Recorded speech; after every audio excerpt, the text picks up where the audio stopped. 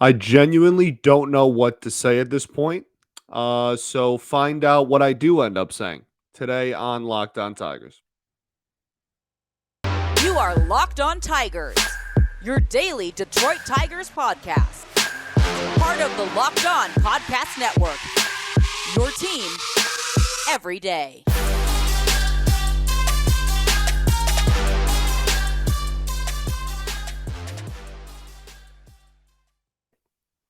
What is up, everybody? Welcome back to another edition of Locked On Tigers. I'm, of course, your host, Scott Bentley. Today is Tuesday, May 10th, 2022. Thanks for making Locked On Tigers your first listen every day. We're free and available wherever you get your podcasts, including YouTube.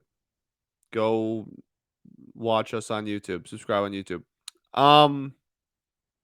Well, the Detroit Tigers get shut out again. Drop this one 2-0 in Comerica Park. And the Oakland A's are bad. This is a bad team. They are now 11-18. That is one of the worst records in the American League. The only teams in the American League worse than the Oakland Athletics are the Kansas City Royals, the Boston Red Sox, and of course, yourself if you are a Tigers fan.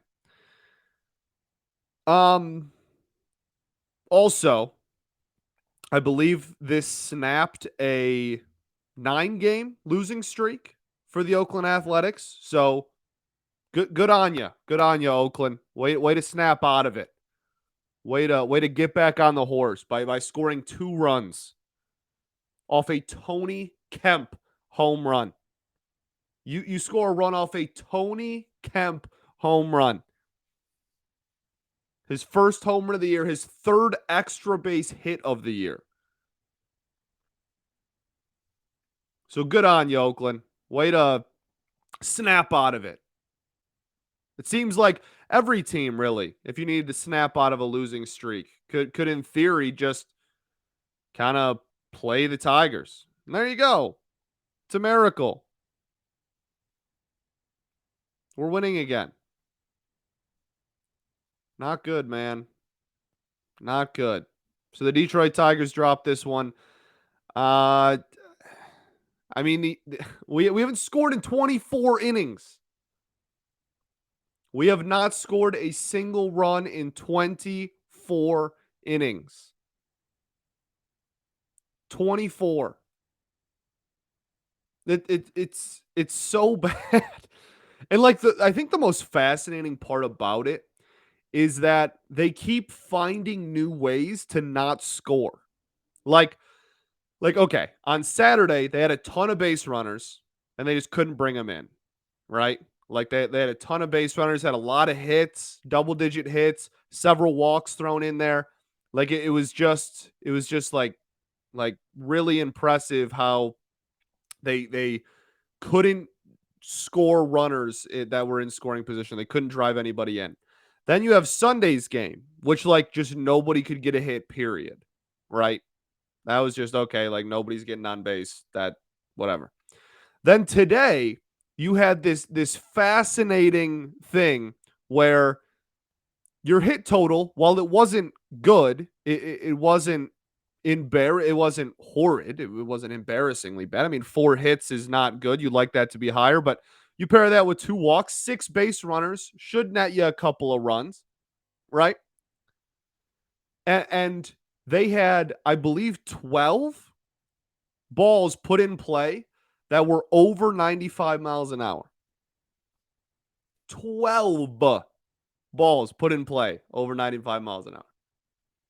So they just keep finding unique ways. One day they're crushing the ball and it's all right at people. One day it's nobody can get a hit, nobody can get on base, period. One day it's everybody can get on base until it is required to drive that runner in and then no longer. Like it's really their dedication to continuously not scoring runs and their dedication to being the worst offense in baseball is truly remarkable and impressive. 24 straight innings. And the craziest part is in that game, the last game that we scored in on Saturday, right? Both of those runs were in the same inning. So you could also word it as in our last 3 games, we have scored in 1 inning. In our last 3 full baseball games, in our last 27 innings, we have scored in one of our last 27 innings. You could also word it that way if you want to be even sadder. So there you go.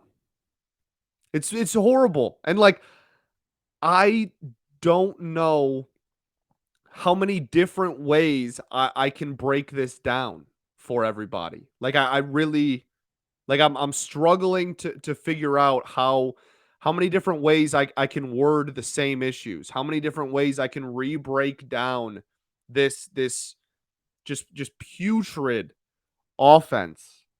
I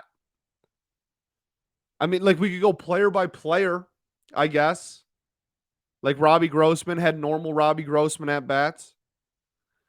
Javi Baez looked, I mean, pretty much like Javi Baez had a couple of hard hit balls, put the ball in play, got a hit. Miggy's at bats were pretty uncompetitive. Austin Meadows killed it, and he has a 1-for-3 performance. I guess 1-for-3 with a walk is not bad, right? Getting on base twice in 4 tries, but he had, I believe, he ended with the first, third, and fourth hardest hit balls of the game all belonged to Austin Meadows, and he had 1 hit to show for it. That walk in the 9th was great, fantastic at bat. Scopey, couple of hard hit balls, got a hit, crushed the ball to third. I mean, Torque had a hard hit ball that led to an out. He went 0 for again. Barnhart with a hit. I mean, it's just like it's the same. I I just don't know how else to word. The offense is terrible, and without the offense, we're not going to go anywhere. You need extra base hits. You need to lift the ball. I understand that there's a big, kind of war, which I don't really understand because I think both, personally, I think both are very important. But there seems to be this war in baseball between like the way baseball is played now and kind of like the older school crowd and how they believe baseball should be played. And the fact of the matter is, in 2022, you are not winning ball games if you don't elevate the ball a little bit. If you don't get extra base hits, it's not going to happen. You're not going to be able to consistently win baseball games. And this team could not get an extra base hit. If I can't even think of like an ending to that. What is that? That's not an analogy. Whatever. Not important right now. Metaphor, maybe. It's so bad. It's so bad. And like there were a plethora of roster moves made today as well that we'll get to at the end. We'll end the show, I think, with those. But it definitely shows like, hey, we are past the point in the season where we're just going to use the excuse of like, oh, well, it's early. Like I think. But I don't know how long of a leash some of these guys have versus Akil Badu. It makes sense that Badu had the shortest leash. She was a Rule 5 pick last year. He has options left, and he has the smallest contract. Like, it just makes sense that he has the shortest leash. Like I said, we'll get to that at the end, but nobody can hit. There's no lineup comment. I mean, if there's a lineup combination you think would work, AJ's tried it. We are moving around the lineup every night to try to find some combination that could potentially produce some offense. Nothing's happening. Just no ability to drive in runs. No ability to get a rally going unless it's the ninth inning, which, like, that's been a consistent all year, oddly enough. Like, all season, we've been, like, really good in the ninth for some reason. Really consistently putting pressure on the opponent in the ninth. And then the other 8 innings, zero pressure at all. So it doesn't even really matter by the time we get to the ninth. That's been really the story of the year.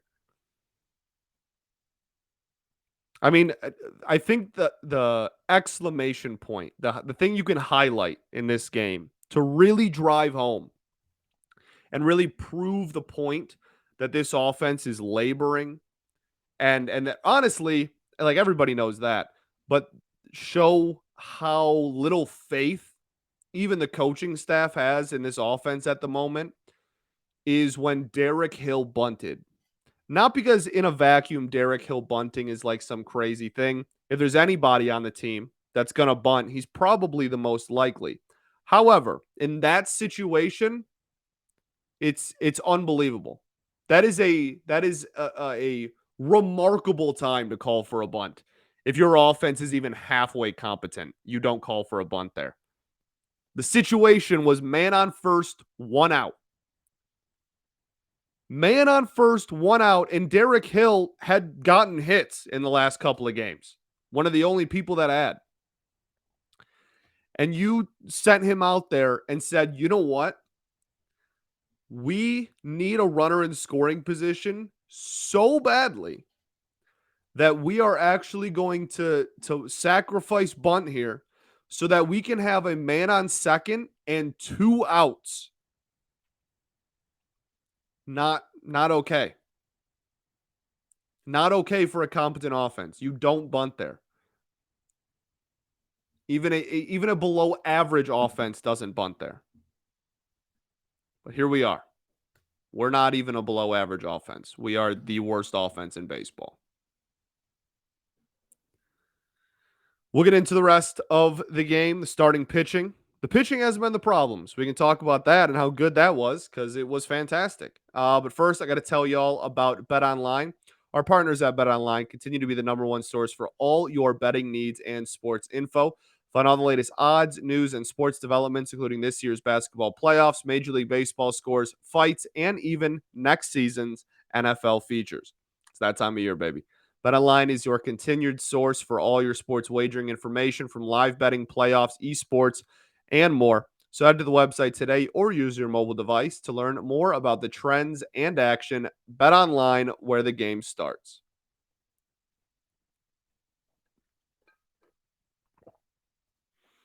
All right, everybody. We are back here for segment 2 at Locked On Tigers. Thanks for making Locked On Tigers your first listen every day. For your next listen, check out the Locked On Now podcast. Recaps of MLB games with analysis from our local experts, taking fans through the season like no other network. It's free and available wherever you get your podcast. Okay, so we let out everything there about the offense. Let's get into the pitching because there was some good pitching. And then after that, we can get into all the roster moves and all the just rest of the discourse going around this team at the end. Michael Pineda shoved in this game. He was fantastic. And I those who have listened to the show through the off season and everything, first off, I love you if you listen through the lockout. Thank you for the continued support. But I was a big fan of the Michael Pineda signing. Before we even signed him, he was somebody that I wanted. Right after the lockout ended, he was one of the first names I circled, and he was great. And here's the thing: he is going to pound the strike zone. That's what he's going to do. He's not going to walk very many people. He's going to challenge hitters. He's going to get beat sometimes. It's the nature in his style of pitching. But you're never going to have to worry about Michael Pineda beating himself, which out of someone who you signed to be a 4th or 5th starter for your team is a perfect 4th or 5th starter for a contending good team. Now, we're not that. And with that, with the injuries and everything, is currently like our 3 starter. But the point is, every team could use a Michael Pineda, whether you're fighting for a World Series and you can put him in the fifth spot, or whether you're, one of the worst teams in all of baseball and he can be in the top three in your rotation. Michael Pineda, in his current state, will always have a job in baseball because of that, because he will never beat himself. The hitters will beat him sometimes, but Michael Pineda is never going to beat himself. He's never going to walk 8 and just have the merry-go-round and lose his command and just dig himself into a hole. The hitter is going to have to beat Michael Pineda every time he gets on the mound. And that is why he was a fantastic signing. And that is why against a team like the Oakland A's, who also have had a horrible offense this season, he's going to have good starts. And went out there and did that. 6 2/3, 6 hits, 2 runs, 2 walks, and 4 Ks. That 2 walks number is honestly even higher than we're used to. 4 Ks number, beautiful. That's about right, given the amount of innings he threw. 6 hits, like I said, you're going to have to beat him. I think the biggest thing is that just keep pounding the zone, like I said, but he was also really getting them low and away, which I'm going to assume was on the scouting report from Feder and the staff. But it was a very consistent, just only throw low and away was pretty much the strategy. Every once in a while, it came up and in if he had 2 strikes on somebody, but for the most part, it was a pretty impressive display of just consistently throwing all of his different pitches low and away in the zone. And the A's couldn't really figure it out. So, love the signing. Love what he's going to be able to provide this team this year. Love everything about Big Mike. And very, very good outing today. So, shout out Michael Pineda. Certainly far from the problem. ERA goes down to 3.43 this season, almost 100 pitches as well. All beautiful. Andrew Chafin came in for 1 out, and he was nasty. Got a strikeout in it. 5-pitch strikeout. Beautiful. He's nasty, man. He really is. His ERA is now under 2. And then lastly, Ronnie Garcia. Now, we have to talk about Ronnie Garcia a little bit. Ronnie, if you've been following me for a while, like before I even took over as host of this show, you know that my opinion of Ronnie Garcia last year, well, not last year, 2 years ago in 2020 in the COVID year, I did not think very highly of Ronnie Garcia as a pitcher in the major league level. And so far this season, I'm not trying to get ahead of myself. So far this season, he has looked better. And I think some of that has to do with the fact that he is pitching in short inning relief roles. And I think his velocity's up a little bit because of that. He came in today and like the first pitch he threw was like the second hardest pitch that anybody had thrown in the entire game up to that point. Not that either of the starters for these teams were flamethrowers, but still impressive to just kind of have the hardest pitch thrown of the day almost be immediately when Ronnie Garcia stepped on the mound. So I think that has something to do with it. But I enjoy his pitch mix a lot more from a reliever role. And I'm not going to come on here and say that I think Ronnie Garcia has the potential to be some incredible reliever, but if he continues, he's still really young, first off. And if he continues this trajectory and continues to pitch like he did, I mean, yesterday he looked good. He did. The fastball was good. It got up to 94 and a half, almost 95 miles an hour. Solid. The curveball I thought was solid as far as like spin rate goes. I mean, solid pitch there. Induced a couple of swings and misses, threw it 10 times, had 2 whiffs, got put in play 3 times, but they low damage. I mean, didn't give up a hit, didn't give up a walk, struck out 1. The changeup he threw a couple of times, did not get put in play a single time. I mean, I'm going to live with this, and he has a 2.16 ERA on the year now. I know that that's not all, he hasn't been in the majors this entire season, but still, I liked what I saw out of Ronnie Garcia, and again, I'm not saying that he should be like the closer or anything. I'm not trying to go way out there or anything. But it's just the bullpen continues to be a success story for this team so far, which is very sad considering the lack of offense. And like, we just don't get to use our really good bullpen. And Ronnie Garcia is looking all right. He looked good. He looked good Monday. And I hope to see him continue to grow and continue to improve on that outing, and maybe potentially be like a 2-inning reliever down the road. I don't know. Okay. So we are done talking about pitching. We're done. We're done talking about pitching. We're done talking about hitting. We're done talking about this game. We'll probably talk about the umpiring there at the end a little bit. But mostly from here on out, we're just going to talk about a lot of the discourse surrounding the team, the roster moves made. Like I said, the ump thing. We're done talking about gameplay. That was not a fun game. We lost 2-0.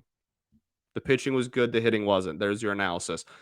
So we'll get into all that. But first, I got to tell y'all about rockauto.com. This episode is brought to you by Rock Auto. With the ever-increasing numbers of makes and models, it's now impossible for your local chain auto parts store to stock all the parts that you need, so why endure often pointless or seemingly intimidating questioning and wait while the person behind the counter orders parts on their computer, choosing only the brand their warehouse happens to carry?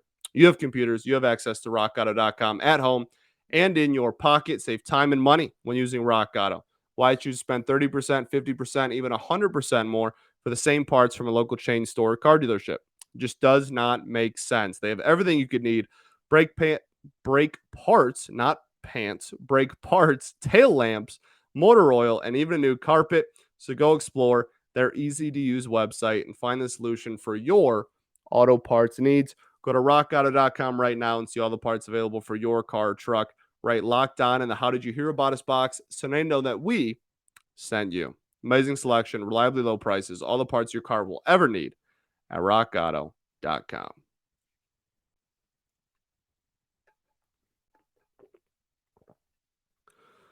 All right, everyone. Welcome back. Segment 3 here at Locked On Tigers. Thanks for making Locked On Tigers your first listen every day. I really appreciate you.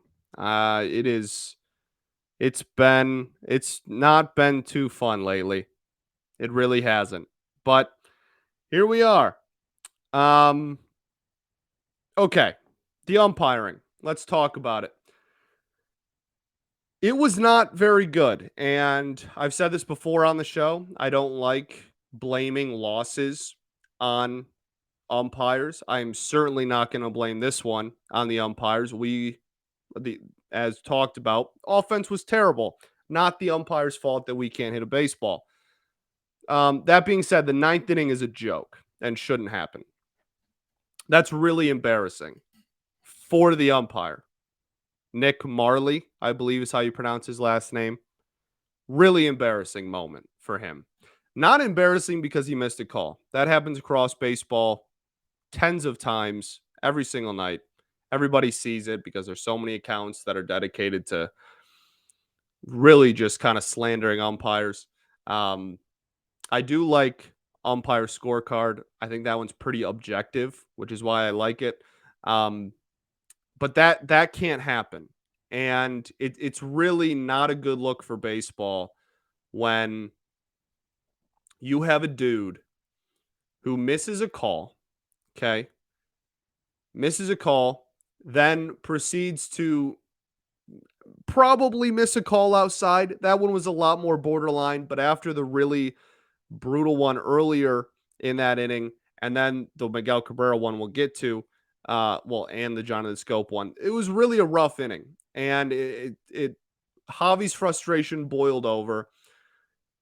And first off, at least somebody's pissed besides us. I mean, my goodness. At least somebody is frustrated that nobody can score a run. At least somebody's frustrated.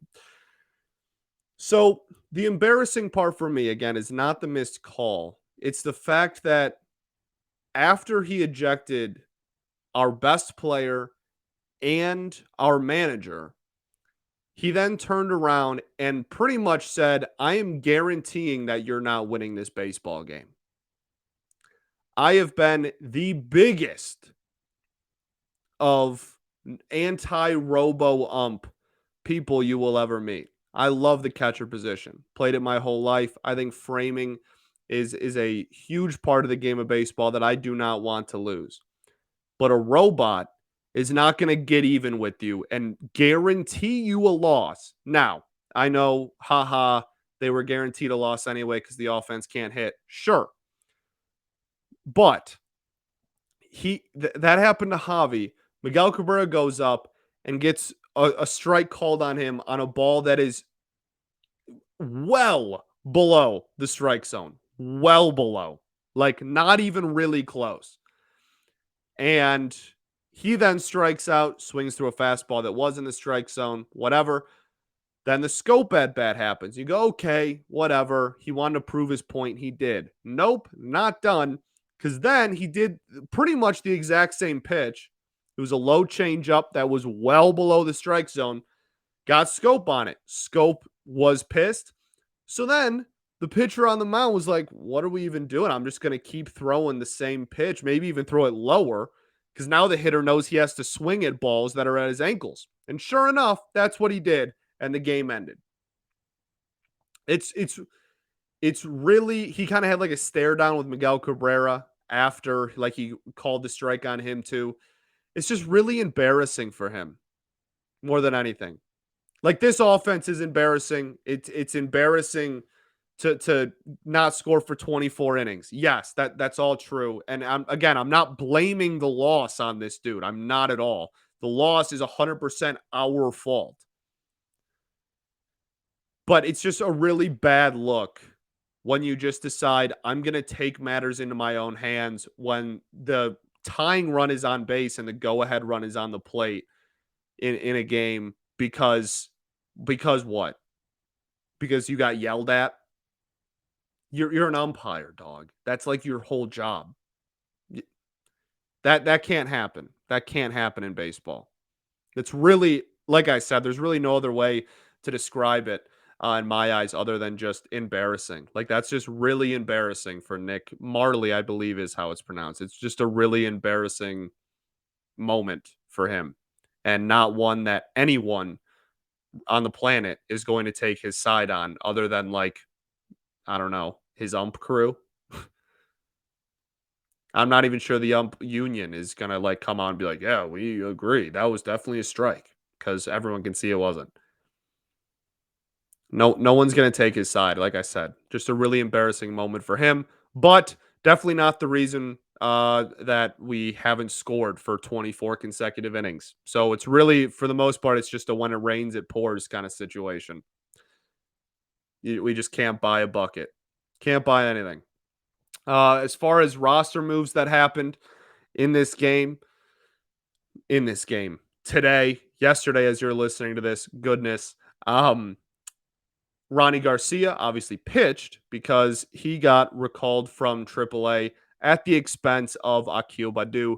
Badu has been really, really struggling at the plate, and it hasn't even been like a always hitting, really well for righties or lefties or really poorly against other ones. It's just all around not great. So I think the continuous lack of offense in general is, well, obviously the reason that he did not stay at the major league level. And the biggest thing for him is this is not, none of these moves are permanent.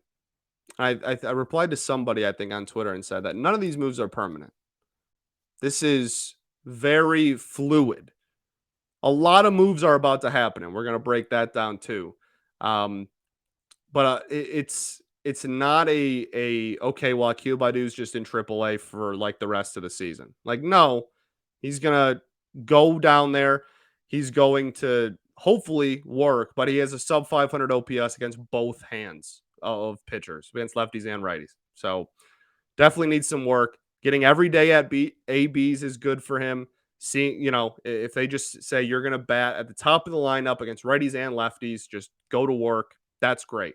A lot of Rule 5 picks do that anyways. We didn't expect it because he was so good last year, but it's going to be all right. It's going to be okay. So Um, I it's gonna be all right. I think he's gonna be back. Just needs to get his head on right. And honestly, we have a relatively crowded outfield currently. And then when Victor Reyes comes back, it might even be more crowded. Who knows? So that not the end of the world. Definitely the right call. Well, I'm sure we'll see him again this year. Pitching. Alex Faedo, 27th man for the doubleheader today. As you're listening to this, made sense. We talked about that last week. That's what we talked about on the show as we thought was going to happen. Joey Wentz is making his major league debut on Wednesday. Um, it's mayhem. It's all mayhem. So we have currently in our starting rotation, it is Erod, Pineda, and Scooble, and then it's Brisky, Faedo, and Joey Wentz. We have a 6-man, I guess, technically right now with the 2 double headers in a week. And it will be interesting to see what happens after these guys. Obviously, the starts themselves will be super fun. It'll be a cool thing, see Joey Wentz finally come up, see Faedo again. That's all cool. And I guess it won't matter if we can't hit, but it'll be cool. But the biggest thing is going to be with the roster, what happens after. We just recalled Ronnie Garcia. And now Faedo's an extra man, so he's not even on the 26-man roster. Wentz will come up, but then Matt Manning's making his second rehab start on Friday, and Casey Mize is now in Toledo and making his first rehab start, I believe, on Thursday. So my point is, don't fall in love with any of these dudes because there's going to be a lot of roster movement over the next 7 days. I think the next time the rotation resets and we go back up to Erod, we could potentially see a lot of roster turnover. So something to keep an eye on. I think that's it. Thanks for making Locked On Tigers your first listen every day. Now make your second listen Locked On MLB. Host Paul Francis Sullivan, please call him Sully, brings you his unique perspective on the major leagues, both past and present. It's free and available wherever you get your podcast. I think that's all I got for you. 24. Excuse me. 24. That is the amount of innings we have gone without scoring a single run. We play a doubleheader on Tuesday. So hopefully we can score a single run in 2 games of baseball. It would be really remarkable if we didn't. Let's go score some runs. The Oakland A's are still not very good. You can take 2 tomorrow. Get back to winning, taking the lead in the series. Let's try. Let's please try. I'm trying to be positive. I really am, but it's really difficult. Okay. Peace and love. Going to therapy's dope. And I'll catch y'all tomorrow, baby. Go Tigers.